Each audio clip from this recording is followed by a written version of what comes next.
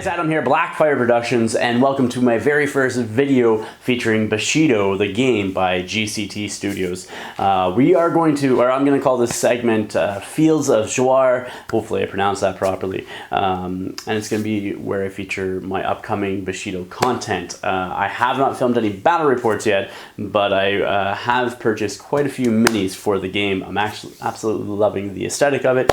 I've played 2 matches to try out the rules and everything else with a friend, and I really enjoyed the interactions and the rule sets. It's just, there's a ton of depth to it, and the fact that you're playing on this small little board with a handful of minis that you can invest your time in painting and everything else. So in today's video, what I'm going to do is I'm going to show you off and discuss the Open Rebellion box. That was one of the first items that I've actually picked up. So what I did is I ordered the Shiho originally directly from GCT Studios, which they kindly topped up and sent a bunch more minis for the channel and stuff like that as well, in line with the Shiho, so the rest of the wave basically. So I'm going to talk about the Open Rebellion, so the Tanaka Clan, the Wolf Clan. I absolutely loved it, the wolf theme, you know what I mean, and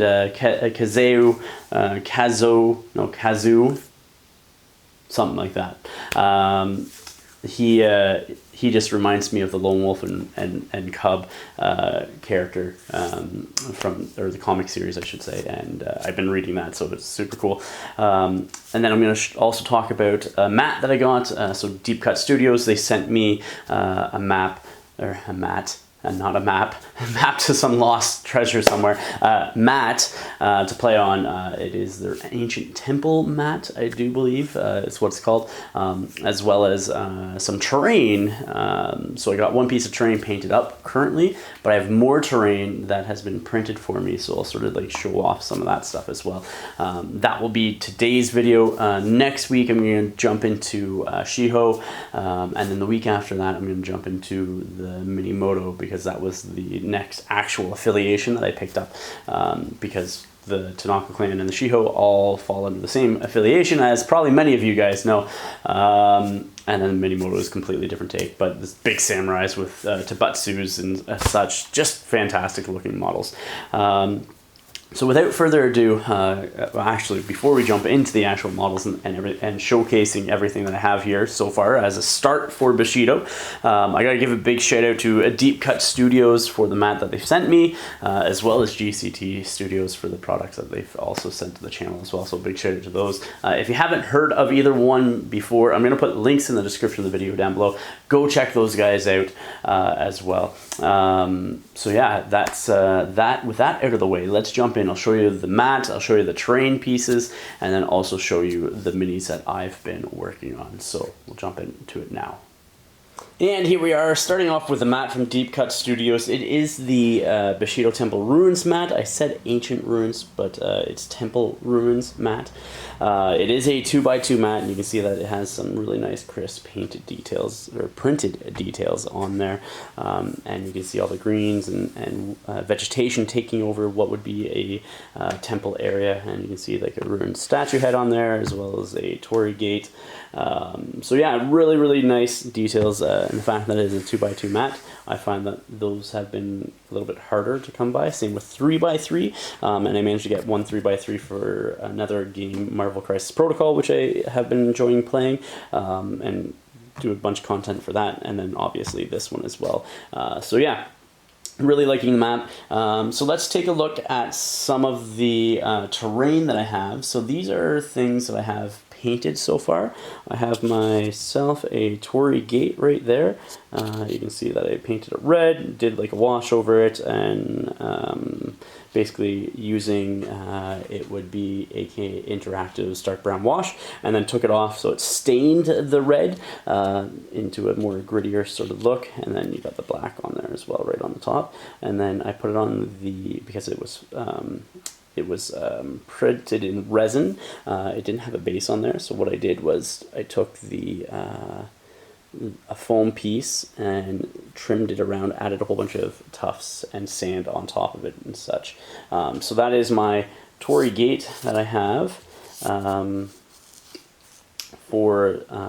for this game. That actually I picked it up for some photography stuff that I was doing with like toy photography and everything, and then when I decided to get into this game, that's what I did with that. Same with these. I had a friend print these as well. They are also resin. They were just lanterns that I had on print for me for some Japanese sort of like toy photography stuff that I was doing. But they could sort of work as like, you know, roadside lanterns or shrines for Bushido as well. So that's that. And literally just prime them black and then dry brush them up with gray, various layers and stuff like that. So that is that. So really easy to achieve, but they'll work for Bushido. Like I said, they could be like roadside shrines. Some other terrain that I have not done anything with yet. It's actually from a Kickstarter that I got involved with last year, called Asian Adventures. I think it was by Asian Adventures by, I think Ian Lovecraft, I think was his name. So I fully backed the Kickstarter, even though I did not have a 3D printer. Well, since I started buying and getting things and getting myself into Bushido, I have a friend who has printed me some stuff to help with the board. So you have I think they're the Shingu, the dog statues, or the lion statues. I think this one is the lion statue. But yeah, so he printed off a couple of these. Let me see if I can get that into focus. Printed off a couple of those on his printer, like so, as well as a bunch of these little tiny lanterns here. Let me see if I can get that in there. There you go. A bunch of those little lanterns there. Which are way smaller than these ones. Like I said, I think these could be like a good like roadside shrine. And then also this house. So this house is pretty cool in the sense that you can have it like this. This is just like a rural home with thatch roofs and everything else. But what you can do is you can actually play inside it as well, technically. And so I know there's a campaign book and such coming out with rules that you can play inside buildings that will be coming out. So it might be neat to have like a couple of buildings that you can get into and stuff like that throughout the matches. But yeah, so I'm going to be priming that up and whatnot as well. So yeah, so that's what it looks like. And again, inside as well. So those are the terrain pieces that I have. I have more, like I have a pagoda tower, I have a second rural building, I have a bridge, cannot remember what else, but and he's still working on more. Like he's printing me off a bunch of this bamboo. My idea with this bamboo, I know the rules for the terrain boards are set, and there's a set way that you do it. But what I want to kind of do is that I want to take this bamboo and make it so it's like a bamboo forest, but it's like a maze in the forest type thing that you have to play around. I don't know if it will fit with the rules currently, but it's an idea that I have. And what I really like about it is that they plug in here. So you have like a plug right there, like so. And that will go into one of these holes on the base here. And then you can sort of like pivot around as needed, right? So like you can, if I keep that there, I can all of a sudden like I can swing that down that way, right? And you can connect them all. So that's sort of what gave me the idea of doing the maze with the bamboo forest and that. So that's some of the terrain that I got. I got more coming eventually. Like I said, it's going to take me a bit to paint it up. At least the thatch / wooden buildings won't take me too long, but bamboo forest could, and just trying to get everything ready. But thankfully, you don't need a ton of terrain for this game, being a 2x2 board, which is really cool. So let me get into the models, the Tanaka Clan or the Wolf Clan next. And here we are with my Tanaka Clan, or the Wolf Clan. I picked up, like I said, the Open Rebellion box, and then Kazuo as well, just because, again, that whole lone wolf and cub type feeling with the character is just awesome. Absolutely love it. So the first guy here is going to be Tanaka Tsuzuki, which is that guy there. Let's see if I haven't painted the line of sight markers on the base yet, but you can see the base there, like so. But yeah, so that's what I've done. I went with like a burgundy color for and like green as like the main colors, and then a gray and like a almost like an off-white for like the wrappings and pants and stuff, and then some blacks thrown in there, which I've used blues. I don't know if you can see it that well to highlight some of the blacks, and then like a brownish yellow, sort of like off yellow for the hats as well. So but yeah, so that's Tasuki. So he, I think, is the main leader in the Open Rebellion box. He has a melee stat of 3, range stat of 3, movement of 4. You can also see that, and then a key feat or a key stat of 2 with a 6, so he can have 6 key, and he gains 2 every round, and they can hold up to 6 if they carry over from round to round. And then he also can spend 3 key to boost up his movement and his melee attack stat. His weapon is a Daisho and has those special abilities with it, and then he has his traits here. And special rules, and then key feats at the bottom. So, and then obviously you can see the point costs up there as well. And then his health is the white box around. Sorry, I had the glare there. The white circles underneath the photo. You have the tags at the top there. So samurai, wolf, and alpha, and that makes a difference for certain enhancements that you can take. You know what I mean? They can only go with certain characters. So that is my Tasuki. And then you have Tasuki's pack, which I went completely with a yin. I tried to do like a yin and yang style pack. Reason being is you can see that he's black with a white dot over the left eye, and then the vegetation and everything else, which again, I think it's like AK Interactive Flowers and Army Painter. Is it Army Painter? And like the lowland shrubs, I think, from them. So that's one of the wools. And then the second one is the white with the black dot over the right eye, so they balance each other out, was the idea, right? So but yeah, so that's what I've done with those guys.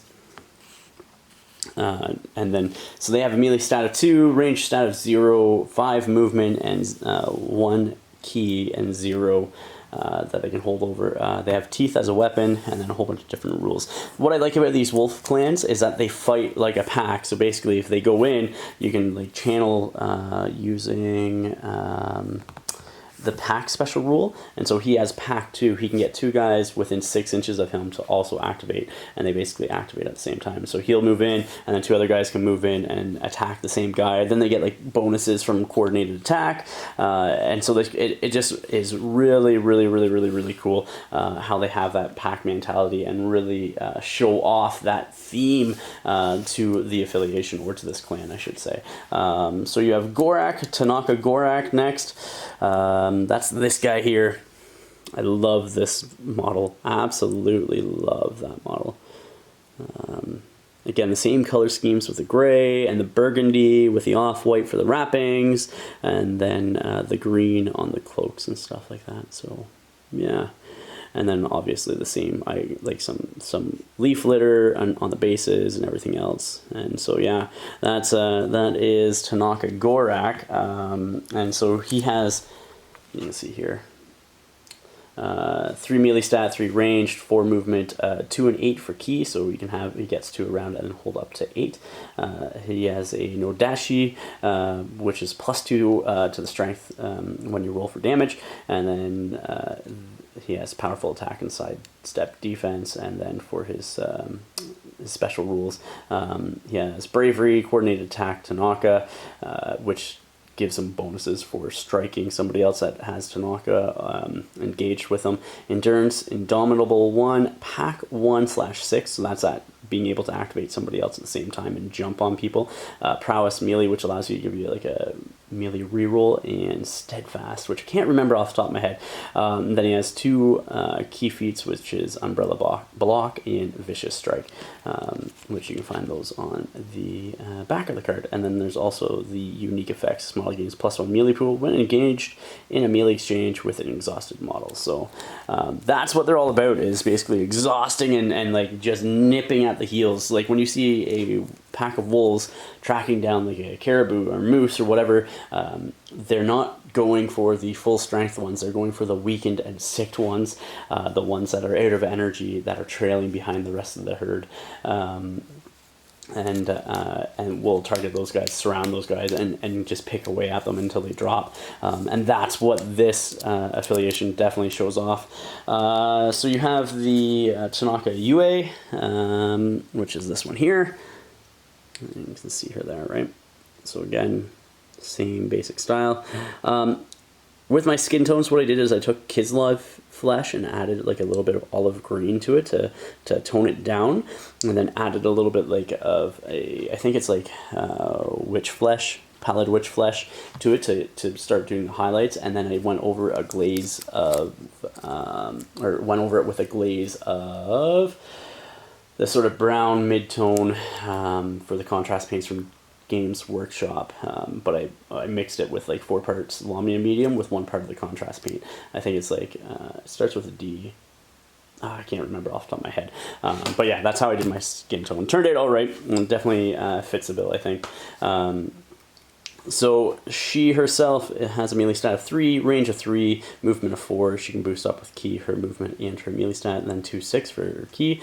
She has a Naginata with +1 damage, and then reach, powerful attack, and sidestep defense. Reaches allows you to, if you weren't engaged with your opponent already, allows you to strike first before them, unless you both have that rule. Then whoever's the active player is, I think, gets to strike. I think that's how it works. Again, played 2 games as test games, still not 100% on the rules. And then she has bravery, coordinated attack, Tanaka, endurance, light-footed, pack 0/0, so that allows her to actually be used when somebody else uses a pack, like Gorak or Tasuki, and then she has prowess melee as well, so she gets to reroll 1 melee dice in the exchange. Yeah. Up next is Tanaka Nobuco. Nobuco is this one here. Another really cool model with the first bow weapon from the Open Rebellion box set, so really cool. Did a lot more gray on this one compared to the purple as the main top, and then just with like a little bit of burgundy in the center there, and then obviously the same color palettes as the rest, and greens for the cloak, like so. So yeah, that is Nobuco. Which again, there's the card, you can see that there. So melee 3, range 3, which you can boost those up. Movement 4, ki 2/6. He has a Daisho set with sidestep defense, and then a Daiku, which is the bow, with a short range of 5, medium of 10, and long of 15, which changes the difficulty of actually hitting somebody with a bow. And then the Daiku has reloaded and powerful attack 2. Then he has bravery, courage 1, endurance, pack 0/0, so he can be activated with the pack ability from somebody else, and then prowess melee 1. Last character from the box set, the Open Rebellion box set, is the Muna, Tanaka Muna, which is this character here. Her bow was bent a little bit when I got it out, so I tried to straighten it the best that I could, or his bow. I'm not sure if Muna is a boy or a girl's name, male or female name. But yeah, painted him up, her up, like so. You can see the back there as well. Tried to do some weathering on the cloak on the bottoms, like it was dirty and such on all of them. It probably shows the best on this one. I think you can see like the brown on the tip, or at least I hope it shows. But yeah, so that's Tanaka Muna, and yeah, there's the card as well. You got a melee stat and range stat of 3. You can boost up the melee with ki, and then movement 4, which you can boost up, and then ki 2/6. He has a Daisho as well, which with push defense, and the number in the brackets there is the number of melee dice, or in the case of ranged dice, that you have to sacrifice to use that. So if you have a melee pool of 3, you sacrifice one of those to use that special defense, and it goes to your melee pool, drop to 2. +1 damage on both his weapons, range bracket of 5, 10, 15. Then he has bravery, Coordinated Attack, Tanaka, Endurance, Light-Footed, Pack, and Prowess Melee 1. So that you get to reroll one of your melee weapons as well. So when I played, I found that these guys were very lightly armored compared to some of the other characters. So I played against the Prefecture of Ryu. Against my one friend, and I think we played something like 70 rice just for fun, and he brought only 3 models, and I brought something like 4, and he had the dragon with him and that, and like the armor that was on those guys and everything else was just really, really good, where my guys just like, you know, attacks went through them like butter because they have no armor or anything. The one change, or the one character though that did do really well is Tanaka, well, I'll just show you the Tanaka Kazuo and Air. So this guy was a beast in the games that I played him in. He's defensive and like just overall really, really good. But yeah, so that's the mini that I've done with him. And again, I haven't done the facement lines on the minis, but I will, because like front arcs are important in this game for the people that haven't played it or read the rules and that. So I will be painting those on there eventually. We just winged it when we played, my friend and I. And the second match was up against the KKZ, so the ninjas. I can't remember their Silverwind. Silverwind Clan, is that what it is? I think that's what it is. So you have Tanaka Kazuo and Air. Cost 25 rice to bring him into your list, but he has a melee stat of 5, which he can boost up using 3 ki, a range stat of 4, which he can boost up using ki again, and a movement of 4, again, boost that up with ki. He has a 2/8 ki list. He has a katana as his weapon, plus 1 damage to that. He has reach for it, so he gets to activate first if you're not in base contact with him at the beginning of the engagement, or that turn, I guess. And then he has sharp 1, combo attack 0, counter strike defense 1, and then sidestep defense 0. He himself has 6 health, where the Air has 2, and it does make a big difference when you flip him over and look at the back of the card. He has endurance, fearless, indomitable 5, last stand, pack 2/6, so you can get 2 people to activate with him. Prowess melee 1, ranged defense 2, special attack, and then tireless and vengeance Takeshi, which was really cool in our prefecture match because like he was able to kick butt using that. He has absolute mastery and intercept, and so it's like just a wall of text on the back, but he's super deadly. You can have him aggressive where he's not protecting the air as much, and you know, it doesn't have the defensive rule that you would get from ball and sword. But yeah, it's just lots of cool stuff. Really interesting character to use. But yeah, so that is the Tanaka Clan, or the Wolf Clan, that I have, and the items that I have recently picked up. Some of the cards that you can get with that, well, the extra cards that comes with the Open Rebellion box are the Waning Crescent Blade, which is an enhancement, so equipment, and then you have the Full Moon Talisman.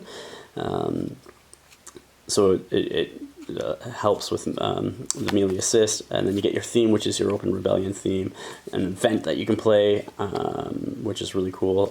I was using that to give Kazuo an extra point of ki after deployment. Beta Wolf, which gives Wolf a bodyguard, so really can go on almost anybody. And then Alpha Wolf, which, if you have the Alpha keyword, gives you Intimidate. You have Full Moon Regalia, which is equipment again, and then Enhancement equipment, which is the Waxing Crescent Blade, which gives you a katana with the sharp and powerful attack. Primal Howl is another event.